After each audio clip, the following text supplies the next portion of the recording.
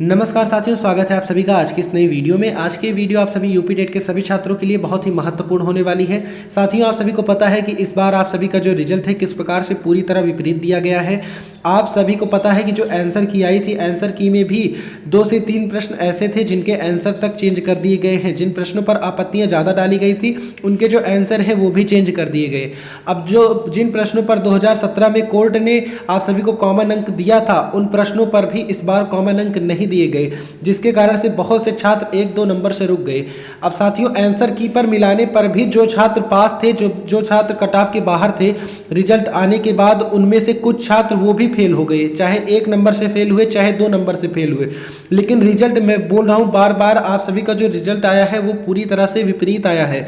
बहुत लोगों का मैंने अपनी आंख से देखा है, मैंने खुद देखा है कि एक बच्चे का मैं रिजल्ट चेक करा था, पहले उसका जो नंबर था 40 नंबर आ रहा था, लेकिन बाद में जब मैंने उसका नंबर देखा, रिजल्ट आने के बाद जब मैंने उसके मार्क्स देखे तो 56 मार्क्स थे, 56 नंबर थे उसके।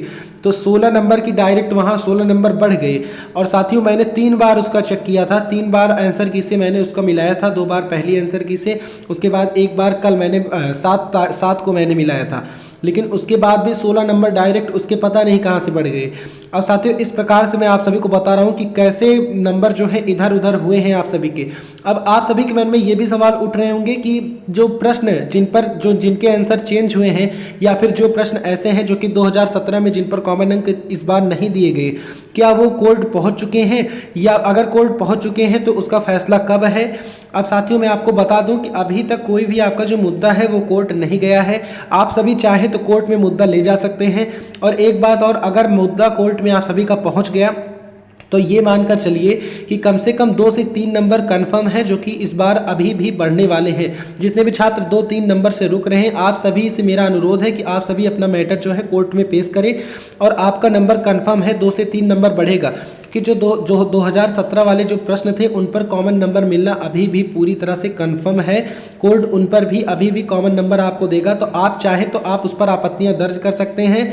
आपके पास ये प्लस पॉइंट है, ये भी प्लस पॉइंट है, और दूसरा आप इस पर भी डाल सकते हैं जो 3 प्रश्न जिनके आंसर चेंज हुए हैं, आप उन पर भी दावा कर सकते हैं कि इस पर भी कॉमन नंबर दिया जाए।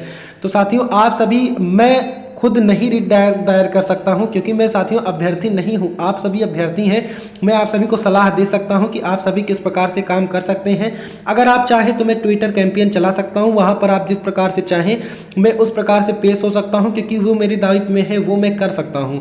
लेकिन मैं रिट नहीं दायर कर सकता। मैं आप सभी के साथ चलने के लिए तैयार हूँ, लेकिन मेरे पास ऐसा कुछ नहीं, मैं ऐसा कुछ भी नहीं कर सकता। मैं केवल आपको सलाह दे सकता हूं। अगर आप सभी चाहें तो आप सभी बताएं, अगर एकजुट हो तो मैं ट्विटर कैंपेन चलाऊं, वहां पर आप सभी के लिए दोबारा से आंसर की अपडेट करने की मांग की जाए। अगर आप चाहते हैं कि ट्विटर कैंपेन चलाया जाए तो आप सभी कमेंट में लिखकर बताइए कि सर हम साथ हैं, ट्विटर कैंपेन आप चलाइए।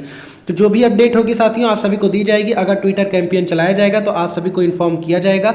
तो इसी के साथ अपडेट खत्म होती है। जय हिंद, नमस्कार।